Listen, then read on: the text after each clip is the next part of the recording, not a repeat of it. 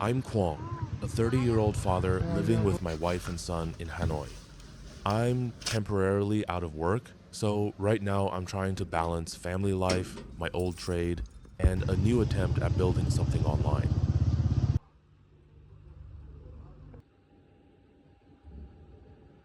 Most mornings begin with the same small responsibility, waking my son up and getting him ready for school. He usually needs a little time before he is fully awake, and honestly, so do I.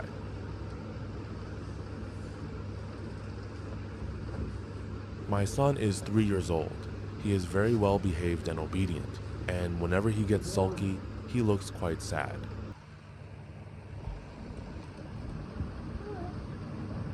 We live in a small rented home, with a sleeping area upstairs and most of our daily activities downstairs. The space is not large, so every corner has more than one purpose.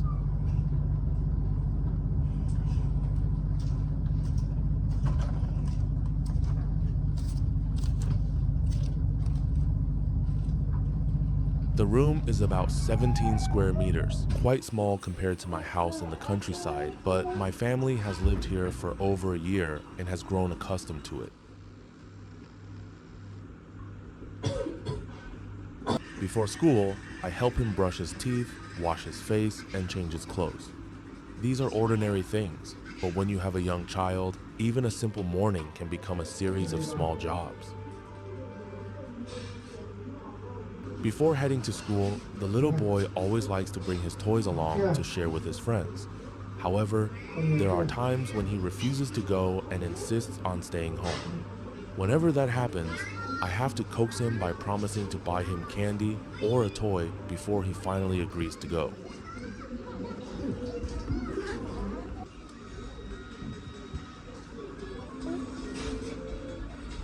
In many Vietnamese families, parents or grandparents still take children to school themselves. Motorbikes make that easier because they can move through narrow alleys where cars would struggle to enter.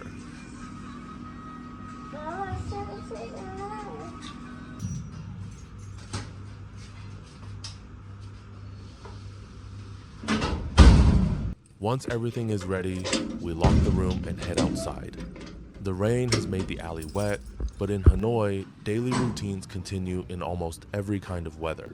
Our route to school passes through several small residential streets.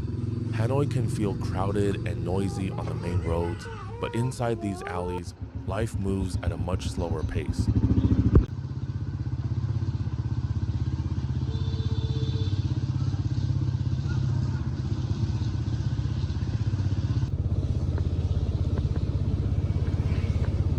Shops open directly onto the street, people stop their motorbikes wherever there is space, and children often recognize the same faces every morning. After leaving my son at school, the busiest part of my morning is over. For a few hours, I can focus on the things I need to do for myself.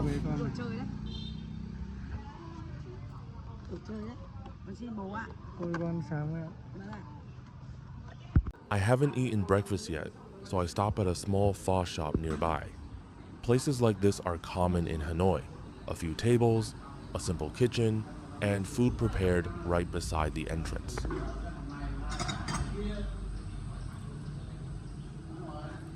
Pho is well known around the world, but for people here, it is not a special occasion meal.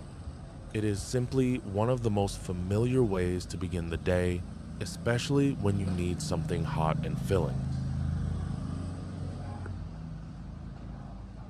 The bowl is prepared one ingredient at a time: rice noodles, sliced meat, spring onions, and hot broth. I also order fried dough sticks, which many people dip into the soup until they become soft. Eating outside is more expensive than cooking at home, but a simple local breakfast is still affordable. Today, I choose convenience because I have somewhere else to visit before going home. The bowl of pho I'm eating costs 35,000 VND, $1.33.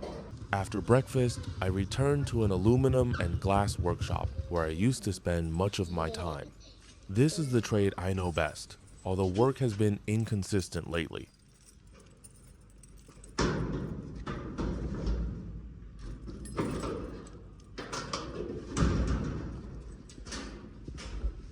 The workshop is small and far from tidy. Aluminum frames, tools, old materials, and bags left from previous jobs fill almost every available space. Because there is no regular project today, I decide to clean for a while. When work is busy, small pieces of metal and packaging quickly build up on the floor, and nobody has much time to organize them. Aluminum and glasswork can be physically demanding. The materials are heavy, the edges can be sharp, and much of the job is done in heat, dust, and noise.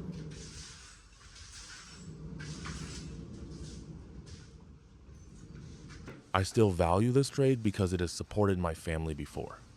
But while work is quiet, I also need to look for other opportunities instead of waiting for one job to appear.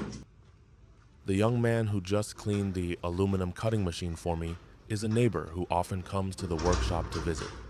He's been unable to speak since birth, but he's very well behaved, quick-witted, and intelligent. I really like him and always sympathize with the difficulties he and others in similar circumstances face in life.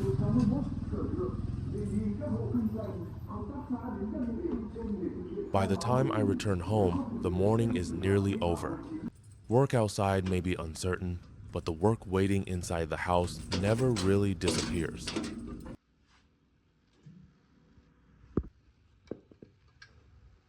We don't have a large laundry area, so I hang the clothes wherever there is enough light and airflow. In a small home, even simple jobs require a little planning because the kitchen, living area, and drying space are all very close together. Laundry is not difficult, but with a family, there is always another shirt, towel, or school uniform waiting to be washed and dried. I'm planning to replace that clothes rack. Since it's made of piping, it's quite flimsy, sometimes it bends when I'm hanging up or taking down heavy garments, which really strains my arms. Since I am at home more often these days, I try to take care of more of these jobs. Being temporarily unemployed doesn't mean doing nothing. It means using the time I have while continuing to search for the next step.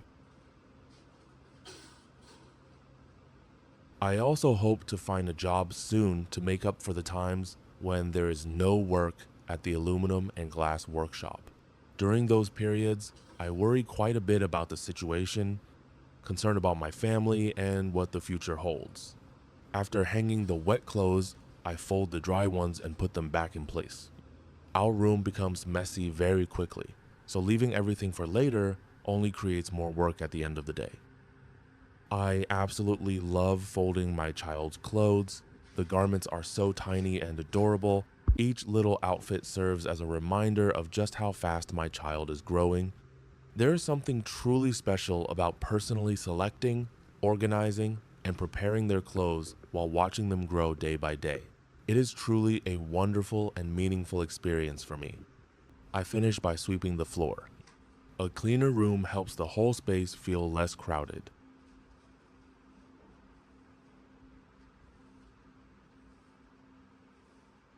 Because the room has a few gaps, insects like cockroaches or bugs occasionally get in, making cleaning unpleasant and causing a real nuisance for my family. Sometimes, when a few messages come in, I check my phone to see if someone is calling me in for work.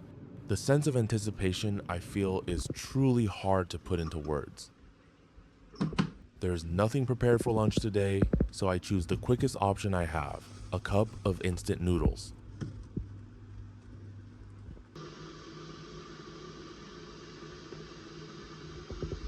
Instant noodles are common in Vietnam because they are cheap, easy to store, and ready within a few minutes.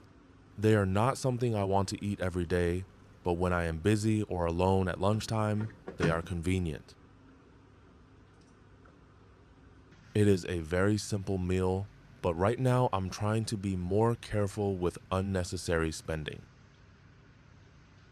When I'm hungry, instant noodles are a great option for me. They're easy to prepare and easy to eat.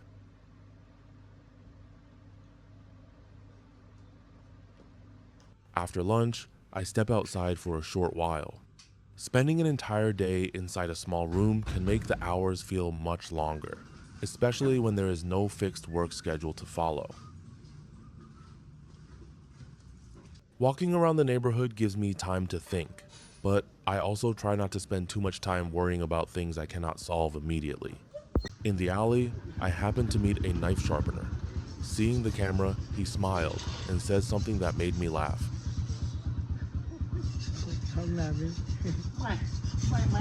At that moment, it suddenly started raining.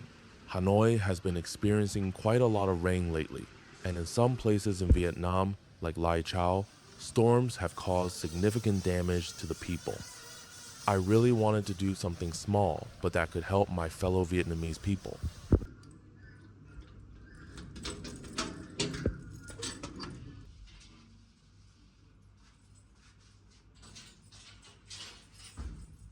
Back home, I sit down at the computer. Since regular work has slowed down, I've been teaching myself how to film, edit, and build a YouTube channel from the beginning.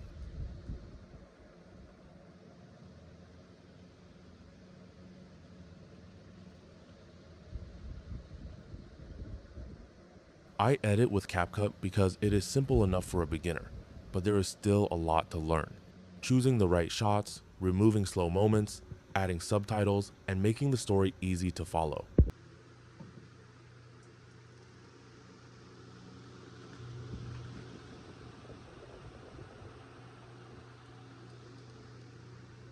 YouTube is not guaranteed to become an income, and I don't expect one video to change my life. For now, I see it as a skill I can improve while I continue searching for work. The afternoon passes faster than I realize, and soon it is time to pick up my son from school. School pickup is one of the fixed points in my day.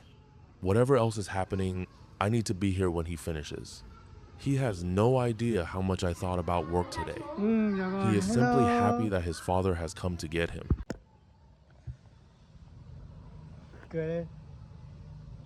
Instead of going straight home, I take him to a small indoor play center nearby. Places like this combine arcade machines with larger play areas for younger children. He is especially interested in anything with a steering wheel. After sitting in a classroom for most of the day, he still seems to have more energy than I do.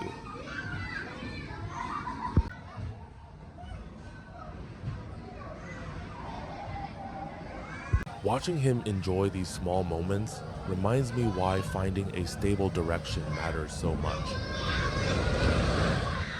To me, moments like these are truly priceless. Life and work may be fraught with daunting challenges, but whenever I see my child happily playing, my heart overflows with indescribable happiness and joy.